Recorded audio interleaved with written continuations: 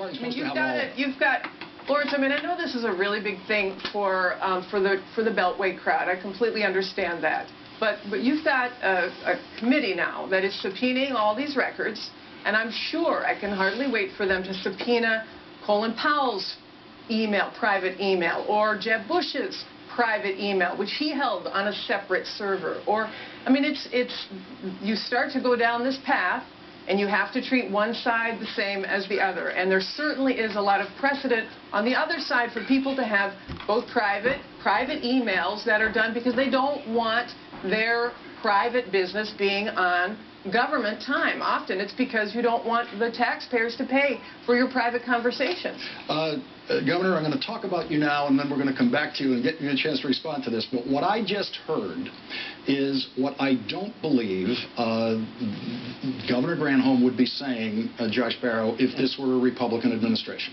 And it is not what I heard any Democrats say when they discovered that Chris Christie's team was using private email when convenient to them when they were trying to get around the use of official email. This strikes me, when I hear responses like that, already the reaction to it is purely partisan. If you support Hillary Clinton's candidacy, you're going to say there's nothing wrong here. But if we turned the tables and just put a Republican name beside this story, totally different response. Yeah, no, I mean, this story's been instructive. It's been helping us to learn who will defend anything Hillary Clinton does, no matter how indefensible. Yeah. I mean, you read the regulation yourself. It's There's clear. nothing ambiguous about it. It says that the records word in it. have to be preserved at the State Department. And just this fall, the State Department requested those records, but it went years. And so who was running the State Department during the period that that regulation was supposed to be implemented? It was Hillary Clinton. It was her job to get in compliance with this, and she did. Governor Granholm, we're going to take a break here. We're going to come back and let you respond to what we just said here in New York. We'll be right back. We're back with David Axelrod, Josh Barrow, and Jennifer Granholm. Governor Granholm, I'm having trouble believing that if we were talking about a Republican Secretary of State hiding email like this, that you'd be saying the same thing. Well, but you're saying hiding emails. She turned over 55,000 pages of emails.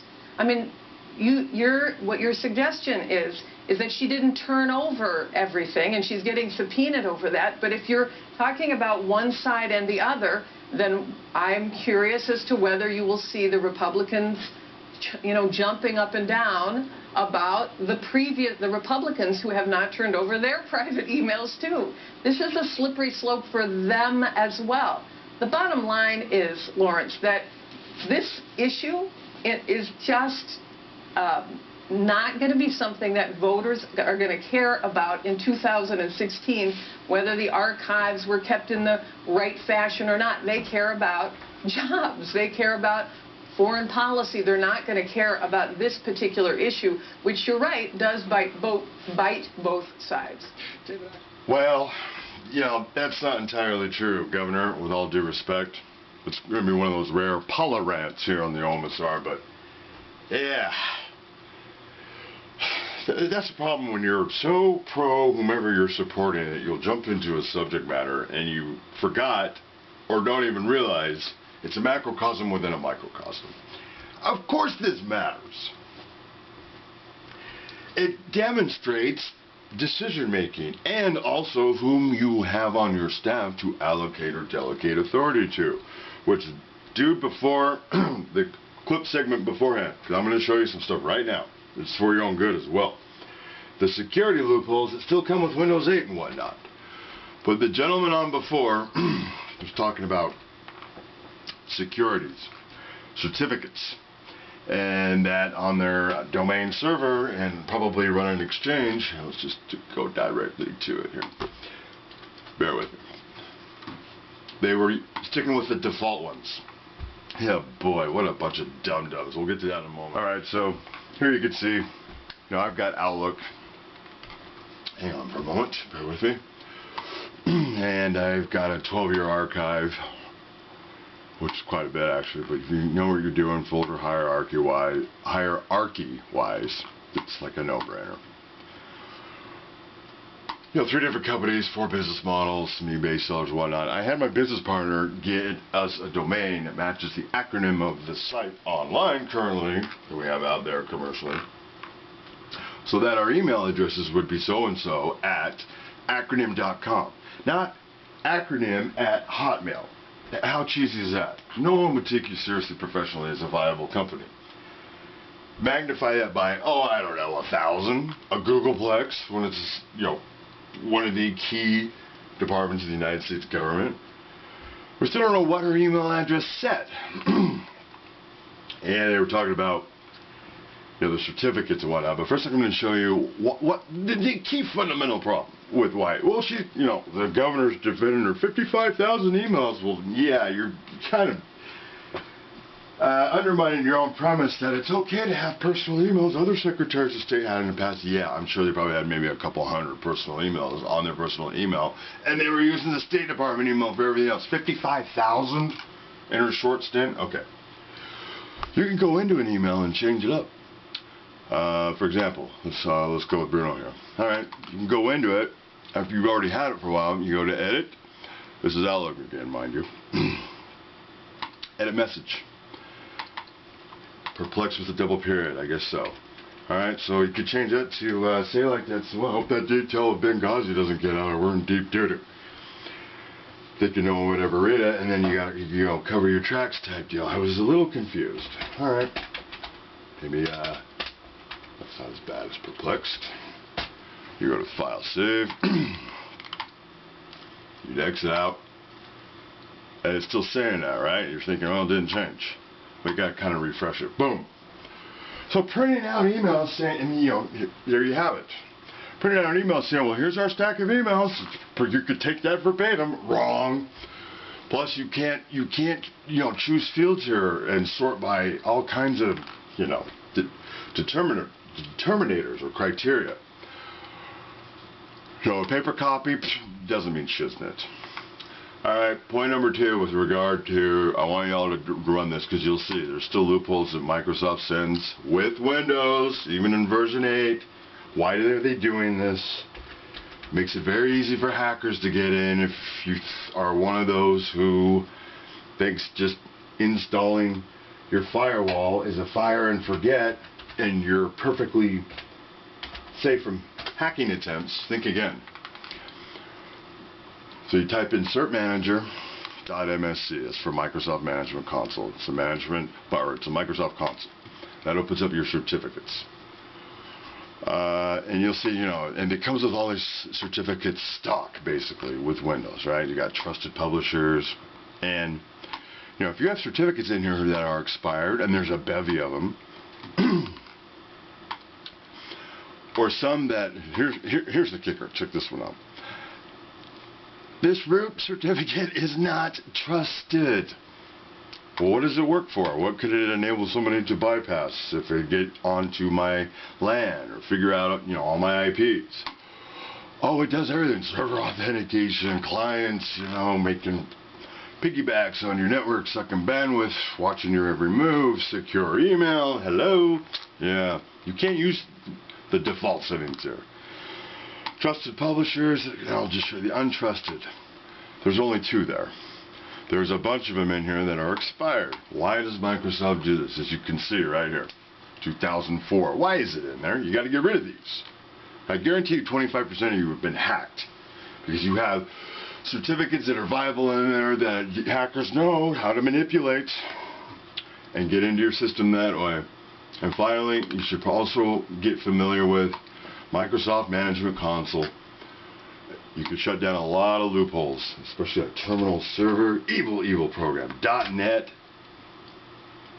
I can't stand .NET.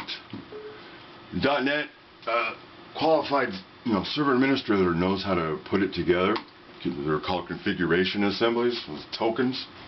Put together like a whole booklet of stuff that completely overrides all your local security in one upload. Takes over your workstation. Alright, so it goes to a default blank console. You go to File, Add Snap-in. And you go to Services. If you're new to all this, read up on it because you can screw up your computer pretty badly. Alright, you do local computer always. Because a lot of you probably just have the one computer. You don't need the stuff that Microsoft sends as open by default. So it's sorted by name, alphabetically. So just scroll down. You can see the status, whatnot, which part of your system is running that. Don't just start going in here willy-nilly. I'm not saying that to you. But here's some bad ones. See, it comes automatically start. That's a bad one. It enables hackers.